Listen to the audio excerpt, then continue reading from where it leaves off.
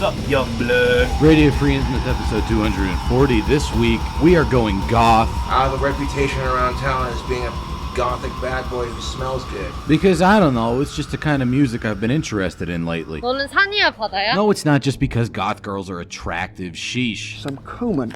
I do be loving me some cumin. Alright, I'm literally reading the magazine for the articles. And it's kind of interesting to see music utilizing often a very black metal atmosphere in a non-black metal context. Specifically here, I'm talking about cold wave. You may ask yourself, what the hell is cold wave? what killed the dinosaurs? The Ice Age! Well, it was sort of like a weird, loosely connected musical movement coming out of Europe in the 80s. Like most genres with wave at the end, it's about as nebulous as a classification term as you can get. Right up there with putting core on the end of stuff, or the prefix post at the beginning of some other word. I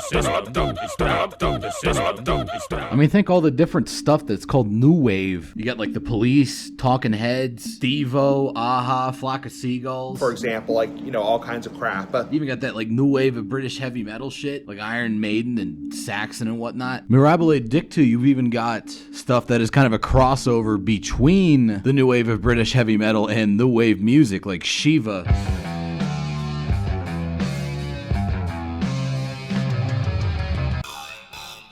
Which marries a lot of the twin guitar riffage of your Iron Maidens and your Thin Lizzies with that very mechanized sort of post-punk sounding percussion, or Omega that goes completely crazy with the synths and the overall melancholy. Anything with wave in it is going to be all over the place sonically. Synth wave, dark wave, vapor wave. A lot of people don't know this, but back in the 80s they actually already had retro wave, but it was so long ago they just called it wave. You are correct, sir. So cold wave is one of those wave genres. It's a bit hard to define, but you kind of know it when you hear it. It's generally kind of post-punk-ish. Post-punk, there's another term that can mean a whole bunch of different shit. But kind of post-punk, kind of goth rock, a little very dark new wave sort of thing. But what's interesting about cold wave is a lot of it comes out of the Soviet Union. And if you couldn't tell from all the episodes I've done on like Aria, Shah, Ospid, Diva, Scald, as well as countless black metal bands from post-Soviet bloc countries, I have a bit of a fetish for this sort of Soviet-era music. It's kind of interesting. It's sort of like its own little world that exists outside of like the larger international music scene as we know it in the West, somewhat comparable to a lot of the Visual Kei bands I cover. Now, we already know that the Slavic languages work wonders in the field of more extreme metal vocals, specifically in the case of black metal and especially thrash.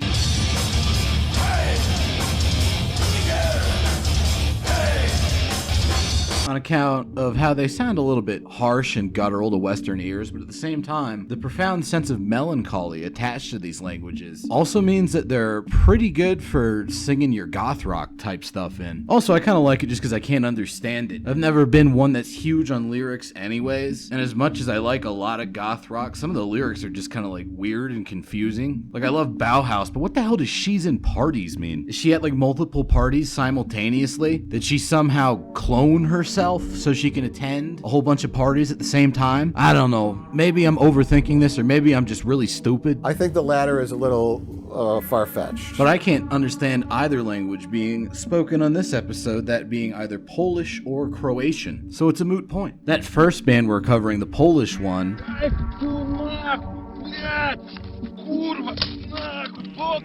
Siekiera, which is Polish for axe, were active mostly in the mid-80s. And apparently, their lyrics caused a bit of a stir in their home country for being like very obscene and vulgar. But I don't know anything about that because one, I can't understand them, and two,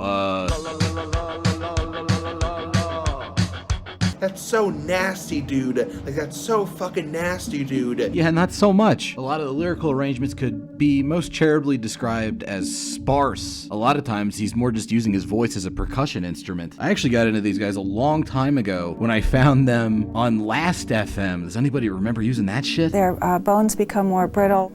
They are less flexible, they're less resilient. Specifically on the Joy Division page, and even though they have just as much in common with like Killing Joke or whatever, I've always sort of examined them in the context of Joy Davidson. Joey Davidson shirt, yes. I think I have this shirt. If you don't know Joy Division, apart from, of course, Ian Curtis's wacky vocal performance, there's three major aspects that define that band. There's the drums, which sound simultaneously mechanical and futuristic while also being very primitive and tribal.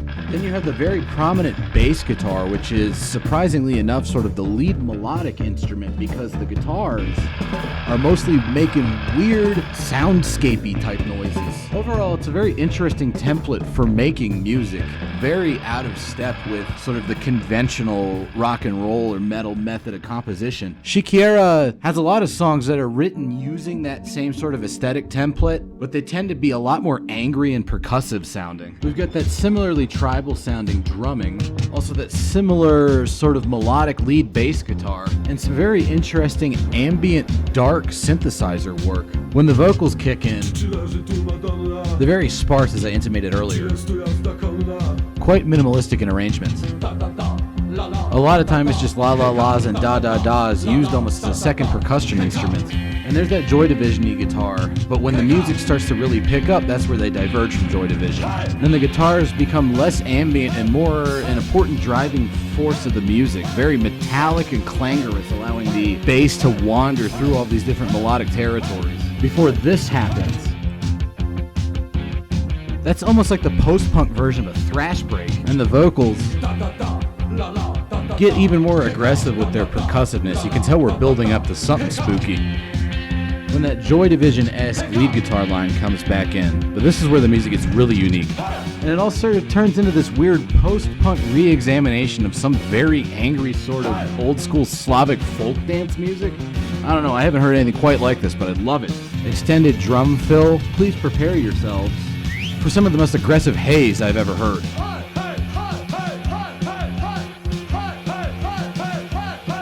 You see what I mean? When you don't really need to understand the lyrics to enjoy this music, because a lot of it's just la la la's and haze done in some very bizarre rhythmic patterns. Unsurprisingly, a lot of their material gets pretty darn metal adjacent with how heavy it is. You see what I mean? That's almost a heavy metal guitar riff, but it's also so alienated and mangled sounding. When I first got into these guys, I was starting to really branch out from just listening to metal music. I was getting into Christian Death and Joy Division, and these guys were kind of my favorite of that crop of bands. Because they were so harsh and angular and borderline metallic, I guess they appealed more to my biases at the time. As a kid who grew up listening to Cataclysm while sitting alone at lunch because nobody liked me and I didn't like anybody. Or maybe it was just because the keyboard patches they use sound like something out of a Metroid game. I don't know. As you can tell from the tail end of that little audio sample there, these guys aren't just always all percussive all the time. They also get very melodic and spaced out sounding. A particularly cogent example of this tendency can be found on the title track of their sole full-length album Nova Alexandria, which features a lot of the standard Siekiera ingredients, the self-consciously mechanical sounding drumming, the driving bass guitar, and then the guitar itself blending into this weird haze with the keyboards. But it's on tracks like this where the vocalist really gets to show off his emotional range, with some very effective, heart-wrenching, post-romantic utterances, building up into one of the greatest wordless choruses of all time.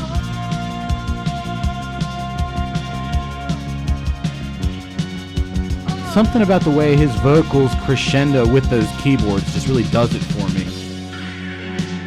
And here's another one of those really cool kind of post-punk pseudo-thrash break sections as the guitars take over the composition quite a bit more. And the keyboards get even darker, the bass starts building in more and more intensity. Understandably, Shakira is something of a cult band. More people know of them than you might expect, given the fact that they are, this semi-obscure Soviet cold wave act. But they're definitely worth listening to. And now we get on to the second band for this week's episode. We are moving south into Croatia. And it's kind of confusing because I almost wonder if I get the Croatian and the Polish bands mixed up, because Phantasmagoria's iconography is so incredibly Polish death metal. They got like a pentagram, but it's not just any pentagram. It's a weird pentagram with with a bunch of Lovecraftian sigils arranged outwards. Like it looks like the cover to the first Imperator album. But no, this is the Croatian band Phantasmagoria. Awesome band name, by the way. They've spelled it with a PH instead of an F. I don't know if it's because they're pretty close to Greece. They decided to get a little bit more Hellenic with the spelling. And these guys are considerably even more obscure than Shakira because they only did demos.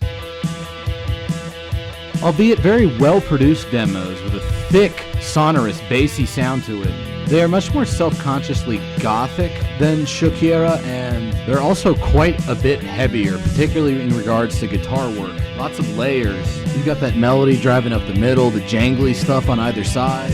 When the vocals come in, that driving melodic guitar line goes away apart from some ghostly root notes, but that same sort of like harsh stop-start accompanying guitar, as well as the vaguely indie rock sounding jangle one, still exist in the sonic space.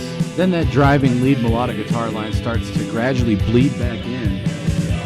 As we reach an emotive climax, that same melodic lead guitar line is now being played entirely with natural harmonics, which makes for a very harsh and angular take on this sort of music. Those weird squawking noises, that guitar.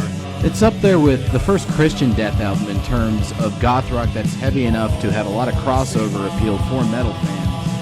There we go, that lead guitar line is back, and watch what it ends up doing as we go into another more abrasive section. That is fucking cool, that weird little solo bouncing off of the melodic lead guitar. This band is kind of like Shakira, and then I've been listening to them for a very long time, but they've kind of gone in and out of my life a couple times, mostly due to the availability of their material. Originally, the only way to hear this was on very hissy sounding dubbed tapes, like this one right here, which you might recognize as the outro of the last episode of RFI. This song got re-recommended to me by the YouTube algorithm for the first time in a while, and I was like, holy shit, I love those guys. And so I did some digging and happened to find what I believe is the band's personal YouTube channel, where they've actually uploaded all of this stuff in much better sound quality, as well as being played at the correct speed. Like their fellow highly underrated Slavs Ospid, everyone's actually been listening to this at the wrong speed for years, dude. This stuff either sounds like it was taken from the direct master tapes, or else had a whole lot of very high-level production done on it. Whatever cosmic turn of events brought this about, I'm glad that it happened. Anyways, here comes the suicidal depressive black metal vocals. You hear them? 어플로 주문하던가? Yeah, I'm pretty sure that's the Nictalgia guy. Anyway, here's another one of those cool Italian horror movie guitar lines. I mean, that's kind of phantasm sounding, right? No, it's not. Party pooper. Anyways, this song is called Poziv Urai, and it's kind of interesting because on the demo, when I was looking at it at Discogs like years and years ago, there's a Poziv Urai and a Poziv Urai 2 later on during the course of the little EP thing there. And given that this shit was like so rare and hard to come across, I always wondered like, what the hell is Poziv Urai 2? Well, it turns out it is sort of a sequel to the song that happens earlier on the demo. In addition to kind of being a remake and a soft reboot, They're never gonna stop! you know, like all the different dumb movie terms. Basically, it takes the general skeletal structure of that song and the lyrics, and then completely warps all of the other elements. Completely different guitar lines, almost a different genre of music in its second version. And luckily for us, it might be the best Phantasmagoria song. I mean, check out that heavy guitar riff, dude. Honestly, not that far off from a lot of the Ari Hankonen stuff that I covered on episodes 230 and 232. Particularly on his project, which was explicitly cold wave influenced. This part coming up, the guitars are going to get even heavier and more out there, and there might be a shade of similarity to quite a few notable black metal acts. Right here we've got some cool minimalist lead guitar lines kind of bouncing off the essential pulse of the music, which is interesting. But then you watch what it goes into, and man, it's I mean, that's a pretty wacky lead guitar line right there. One might even say it's more than a tad absurd.